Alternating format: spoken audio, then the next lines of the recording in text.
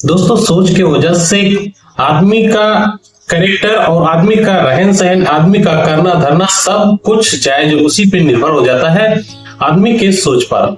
आदमी क्या सोचता है, किस बारे में सोचना चाहता है, जानना चाहता है और कौन सी ऐसी सोच रखता है, इस हिसाब से आदमी पहचाना जाता है, जाना जाता है। दोस्तों, उनकी सोच की वजह से ही उनको उसी तरीके से देखा जाता है।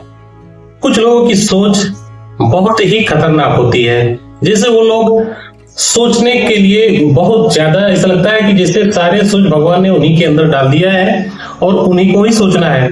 और सोचते सोचते वो लोग सिर्फ जिंदगी भर सोचते ही रहते हैं, करते कुछ भी नहीं है। तो सोचने वाले बहुत सारे हैं और सोचने का मतलब बहुत सारा है। किस तरीके से सोचा जाता है, क्या उस पर कोई वर्क हो रहा है, सोचने के साथ साथ कुछ काम भी हो रहे हैं, सिर्फ सोचा ही जा रहा है। कहने का साफ साफ मतलब ये दोस्तों कि आपकी सोच ही आपकी सफलता का राज है और सही सोच आपके बिजनेस को सफल बनाती है। जैसे मान लेते हैं कि हमें कोई बिजनेस करना है, तो सबसे पहले हमारे दिमाग में आता है, कोई भी बिजनेस हमें करना है तो सबसे पहले हमारे दिमाग में आएगा कि हमें इस बिजनेस को करना है। तो बिजनेस करना है, ये आपकी सोच हो गई, क्योंकि आपने सोचा, उस बिजनेस को आपने सोचा और इसलिए उसी सोच की वजह से उस बिजनेस को आप करने की सोच रहे हैं। तो ये आपके दिमाग में बैठ जाता है कि हाँ, हमें इस बिजनेस को करना है। तो सबसे पहले अपनी सोच को अपने दिमाग में बिठाना होगा कि हमें कौन सा बिजनेस करना है। अब कोई भी बिजनेस कर रहे हैं आप, तो आपने सोचा कोई बिजनेस स्टार्ट किया, लेकिन अगर आपने ये सोचा कि हमें ब्रांड बनाना है, तो सिर्फ सोचने से काम नहीं होगा, लगातार मेहनत करते रहने से आप एक ब्रांड बनते हैं। क्योंकि मेहनत करने का कई अर्थ होता है दोस्तों। एक होता है अपने बिजनेस में एक्टिव, जो आप बिजनेस करना चाहते हैं या कर रहे हैं, उसके प्रति आपका कितना लगाव है, ये मायने रखता है। आपको लगातार उस पर फोकस बनाए रखना रहता है, तभी आप उस बिजनेस का एक ब्रांड बनाते हैं। तो ऐसा नहीं है कि आप सिर्फ सफल लोगों से मिलेंगे तभी आपको जो है बहुत ज्यादा सीख मिलेगी। बहुत ऐसे जगह पे मैं तो यही कहूंगा कि सभी असफल लोगों से आपको सीख मिलती है। जितने जो आप बिजनेस कर रहे हैं और उनसे जब मिलते हैं जो असफल हो चुके हैं, जब उनसे मिलते हैं तो आपको ये पता लग जाता है कि हमें ऐसी कौन सी गलती है जो नहीं करनी है और ऐसी कौन सी गलतियां हैं जो इन लोगों ने किया और भुगत रहे हैं, उस गलती को हमें नहीं करना है। तो सबसे पहले असफल लोगों से भी आपको सीख लेना होगा कि हमें कौन सी गलती कभी नहीं करनी है।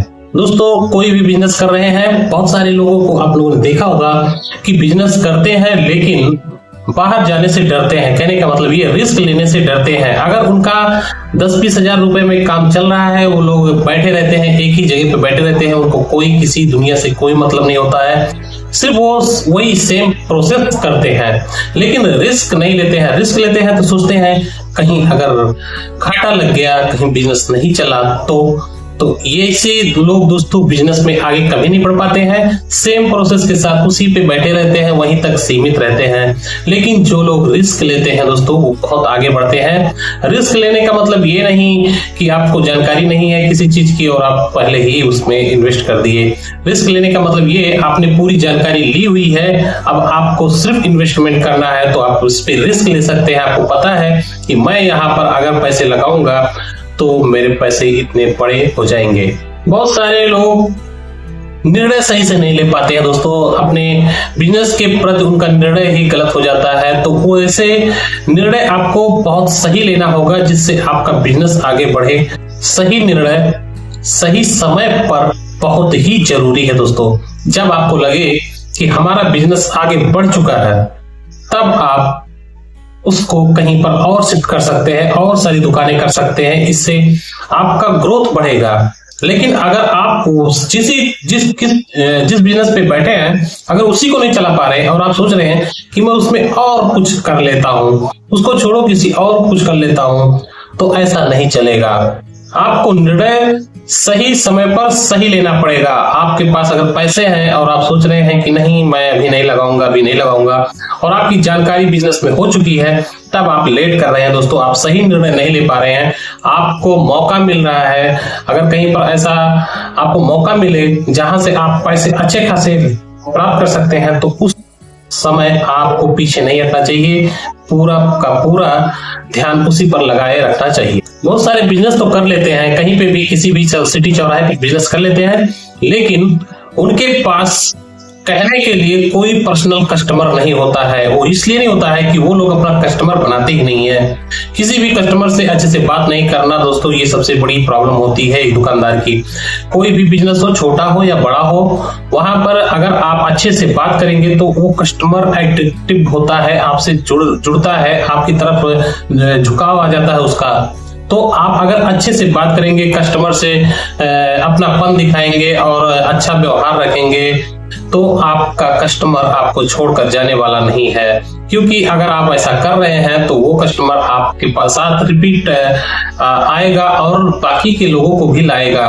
तो कस्टमर के साथ अपना विश्वास बनाए रखें, उसके साथ कभी गद्दारी का काम ना करें, कभी ऐसा अपने कस्टमर से कोई गलत बात ना करें। कस्टमर का भरोसा जीतना बहुत ही जरूरी है। सभी लोग कहते हैं कस्टमर का भरोसा नहीं जीता जाता, लेकिन ऐसे बहुत सारे कस्टमर्स हैं जो अपने एक दुकानदार के पास हमेशा जाते हैं, और यही कस्टमर का भरोसा आपकी कमाई हुई पूंजी है दोस्तों, उसी से आप कमाते हैं। कभी कभी छोटा मुनाफा भी बड़ी सीख दे देता है दोस्तों। जैसे आप अगर कोई भी बिजनेस कर रहे हैं, लेकिन अगर आपको 1 रुपए मिल रहा है और आपने 10 प्रोडक्ट्स बेचे तो 10 रुपए मिलेंगे। लेकिन किसी दिन अगर आपका प्रोसेस चल निकला, प्रोडक्ट चल निकला और आपने 1000 10,000 प्रोडक्ट बेच दिए, तो आपका 1-1 रुपए करके भी बहुत ज्यादा प्रॉफिट होता है। तो ऐसा नहीं है कि आपको सिर्फ बहुत ज्यादा पैसे मिलेंगे तभी आप बिजनेस करेंगे, छोटे छोटे पैसे भी आपके बहुत बड़े बन जाते हैं। कहने का मतलब ये, आपको उससे सीखना होगा, उस बिजनेस से सीखना होगा, कंपाउंडिंग गेम समझना होगा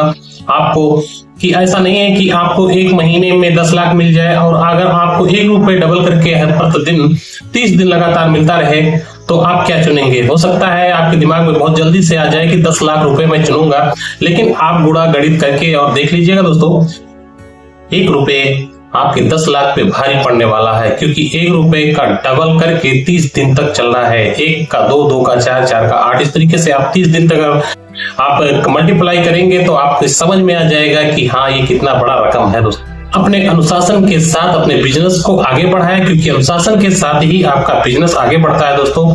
ऐसा नहीं है कि आप अपने बिजनेस से थक जाए, हार जाए और किसी दूसरे साइड में आपका दिल ना लगे उस बिजनेस में और आप इधर उधर भटकते फिरें। तो आपका जब दिल नहीं लगेगा बिजनेस में तो बिजनेस आपका ग्रोथ भी नहीं करने वाला है। तो अनुशासन के साथ अपने बिजनेस को नियमता करते रहें और उस पे आगे बढ़ने के सारे रास्ते निकालते रहें कि हमें कौन कौन से रास्ते हैं जहां से इस बिजनेस को हम आगे ग्रोथ तक ले जा सकते हैं। कुछ नया सीखते रहना, अपने बिजनेस के बारे में कोई हो या कुछ किसी के बारे में भी अच्छी अच्छी बातें सीखते रहना, हमेशा सीखते रहना आपके बिजनेस के लिए सबसे बड़ी ग्रोथ मानी। अगर आप कुछ अच्छा सीख रहे हैं, कुछ नए तरीके सीख रहे हैं, ये आपकी सफलता की एक सबूत हो जाते हैं कि हाँ, आप किसी भी बिजनेस में, किसी भी फील्ड में आप जब जाते हैं तो आपको उस चीज को पूरा फुल डिटेल में सीख लेना चाहिए कि हमें इस प्रोसेस को कैसे आगे बढ़ाना है।